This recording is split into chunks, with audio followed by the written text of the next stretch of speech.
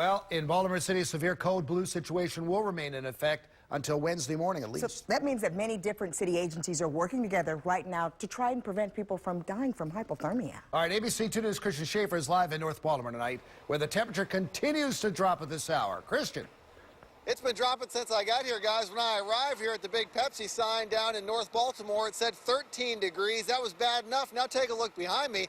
It's down to 12 degrees, and it's not even working that well. It looks like the cold here is doing something to the Pepsi sign. I've never seen it look like that before. In any case, 12 degrees out here tonight.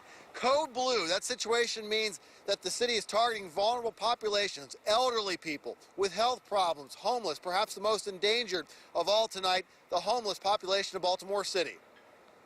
For the past 2 months, Michael Gardner has lived on the streets of Baltimore. Me and my sister got in a little altercation, and I had to come out on the street. You're in danger because you never know when somebody's going to creep up to you with a knife or whatever, gun or whatever. On this night, the danger comes from the brutal cold.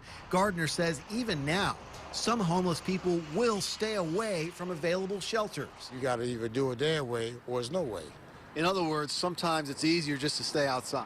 Right. That's why you got so many people that will stay outside, because instead of going through that. Earlier, Mayor Stephanie Rawlings Blake met with top advisors at the city's Emergency Operations Center. She says her administration is working on ways to better serve the homeless, but for tonight, the focus is on getting them inside. Yes, we have a persistent problem with, I believe, an achievable solution, but we have to do this type of triaged emergency work to prepare for emergencies as they come up. Michael Gardner will spend the coldest night in 20 years in an overflow shelter. If I stay out here tonight, I know I ain't gonna make it because I got heart problems. But that will just get him through tonight. He's hoping city leaders will take a closer look at some of the places he's stayed over the past 2 months. They need to see it, you know what I'm saying?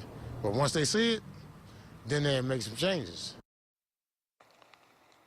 Now, you see the wind picking up here, too. You heard Wyatt talking. We haven't seen the worst of this yet. We're already down to just 12 degrees. The wind chill even colder, and it's going to keep dropping as we get overnight into the morning hours. The mayor actually has an announcement scheduled for tomorrow about dealing long-term with Baltimore City's homeless population. The best advice, though, for tonight for people is to stay inside. And if you see somebody outside in your neighborhood, the city is asking you to call 311. They will try to set up some resources to try and help those people. I've seen some traffic on Twitter tonight with some people having trouble getting through to 311. They're getting a lot of calls, but that is the number they're asking people to call if you see a homeless person in trouble out in this bitter cold tonight. Live in North Baltimore, Christian Schaefer, ABC 2 News.